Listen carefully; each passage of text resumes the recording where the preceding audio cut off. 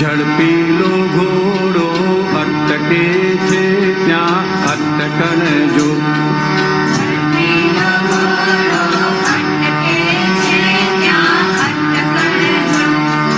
લાલ કપડાથી ભડકે છે ત્યાં અટકણ જો.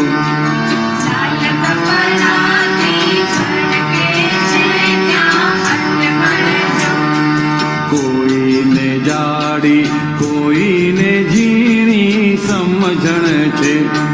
કોઈને જાડી કોઈને ઝીણી સમજણ છે. અંતસ્કરણ જ્યાં ચિટકે છે ત્યાં અટકણ જો. અંતસ્કરણ જ્યાં ચિટકે છે ત્યાં અટકણ જો. આંખ તણા સ્પર્શથી એ રોગ ઉભા થાય વિકાર સંગ. આંખ તણા સ્પર્શથી એ રોગ ઉભા થાય વિકાર સંગ. અનેક ભવના સ્નેહ વેર સંગી અટકણ જો. અનેક ભવના સ્નેહ વેર સંગી અટકણ જો. રાગ દ્વેષકારી સ્થૂળ કે સૂક્ષ્મ સ્પંદન છે. રાગ દ્વેષકારી સ્થૂળ કે સૂક્ષ્મ સ્પંદન છે. પ્રતિષ્ઠિત આત્માને દ્વંદ્વમાં જ રાખે ત્યાં અટકણ જો. પ્રતિષ્ઠિત આત્માને દ્વંદ્વમાં જ રાખે ત્યાં અટકણ જો.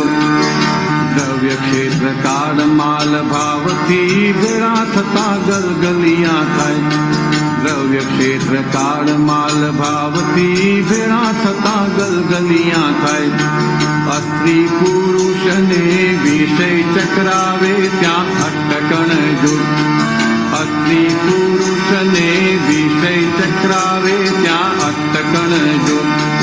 હોટેલ રસીઓ જીભ ચટાકે જ્યાં દોડે છે. હોટેલ રસીઓ જીભ ચટાકે જ્યાં દોડે છે. સ્વાદ સ્પરસ લોભે બીજ પડે ત્યાં જ અટકણ જો. સ્વાદ સ્પરસ લોભે બીજ પડે ત્યાં જ અટકણ જો. મૂર્છિત થઈ જાય ભાન કોઈને લપસે છે. મૂર્છિત થઈ જાય ભાન કોઈને લપસે છે. બેભાન પણ જ્યાં દેહ ખેંચાય ત્યાં જ અટકણ જો. બેભાન પણ જ્યાં દેહ ખેંચાય ત્યાં જ અટકણ જો. આત્માને ભૂલાડે દાદા ભૂલાઈ જાય અંધારે. આત્માને ભૂલાડે દાદા ભૂલાઈ જાય અંધારે. ચીકાશી મોહ જરે છુપા ખૂણે ખાંચે ત્યાં અટકણ જો. ચીકાશી મોહ જરે છુપા ખૂણે ખાંચે ત્યાં અટકણ જો. જય સચ્ચિદાનંદ.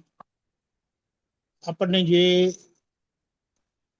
જ્ઞાન મળ્યું છે, અક્રમ વિજ્ઞાન મળ્યું છે, એ અક્રમ વિજ્ઞાનના અક્રમના મહાત્મા અને અક્રમનો બાવો એ બહુ પાવરફુલ છે, સુરવીર છે. અને એ માટે જ્યાંથી એ સ્ત્રોત આખો ખુલ્લો થયો છે દાદા ભગવાન થકી 24 તીર્થંકર ભગવંતોના ઘડવૈયા, 63 છલાકા પુરુષોના ઘડવૈયા આપણને મળ્યા. એમની કૃપા, એમના આશીર્વાદ આપણને મળ્યા છે. એટલે આ વ્યવહાર જે લાગેલો છે મન વચન કાયાનો, તે અજ્ઞાનમાં વીટાયેલો વ્યવહાર છે. વીટાયેલો વ્યવહાર છે, વીટેલો વ્યવહાર નથી, વીટાયેલો વ્યવહાર છે. એના પર અજ્ઞાન પ્રયોગ થયેલો છે. એ અજ્ઞાન પ્રયોગ કેવો થયેલો છે તે આજના મન વચન કાયાના પરિણામ પરથી આપણને ખબર પડે. એટલે ભડકવાની જરૂરત નથી, પણ સ્થિરતાથી, સુરવીરતાથી, દ્રઢતાથી, પૂરા નિશ્ચયથી, એને શું કહીએ, પૂરા વિશ્વાસથી આપણે, અને હવે મોક્ષને લાયક બનાવવાનો છે, સહજ બનાવવાનો છે, એનો ક્લેમ છે. એટલે આ વ્યવહારનો ઘોડો આપણો કશે પણ અટકી જાય તેના પર આપણે નિગરાની રાખવાની છે, ઓબ્ઝર્વેશન રાખવાનું છે. અને જ્યાં જ્યાં જે બાબતે અટકી જાય છે એમાં એનો બિચારાનો દોષ નથી, કારણ કે એના પર અજ્ઞાન પ્રયોગ થયેલો છે. હવે આપણે આ જ્ઞાનના પ્રયોગથી, દાદાની દ્રષ્ટિથી, દાદાની કૃપાથી, એ હવે આપણી કૃપા થઈ ગઈ આ નામધારી ઉપર આપણે કરવાની છે કે એને બધા જ પ્રકારની નબળાઈઓમાંથી બહાર કાઢવાના છે. અને આદર્શતાની મિસાલ કાયમ કરવાની છે. જે માટે દાદાએ આપણને કીધું કે હવે આ વ્યવહારને આદર્શ કરવાનો રહ્યો. એટલે જ્યાં ગયા, જે ગતિમાં ગયા, ત્યાં બધે જ આપણે કહીએ બધે જ બચ્ચા જ થયા છે. એટલે એ બચ્ચાની બાબતને લઈને કોઈ આશ્ચર્ય પામવા જેવું નથી. જેમ દાદાએ કીધું કે આમાં કશું જ નથી. રોંગ બિલીફ થી એ વિષય વૃત્તિ ઊભી થઈ છે. હવે રાઈટ બિલીફ આપણને મળી છે, મૂળ રાઈટ બિલીફ, મૂળ પુરુષની મૂળ રાઈટ બિલીફ આપણને મળેલી છે. કે જે બિલીફ થી આપણે આ બધી જ અજ્ઞાન માન્યતાઓને સહેલાઈથી ઓળંગી જઈશું.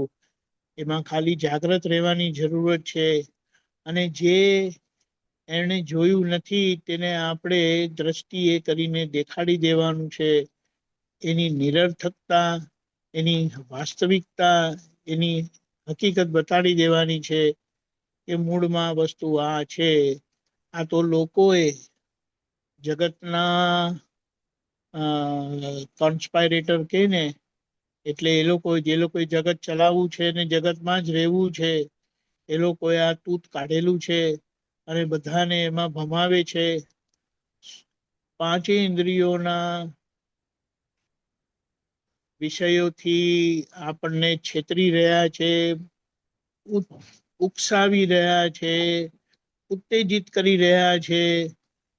ત્યાં આપણે જાગ્રત રહીને, ત્યાંથી દૂર રહીને ખપ પૂરતો એ વ્યવહાર રાખીએ કે જેથી કરીને આપણો જીવન વ્યવહાર જે ચાલુ થયેલો છે તે સારી રીતે પતી જાય.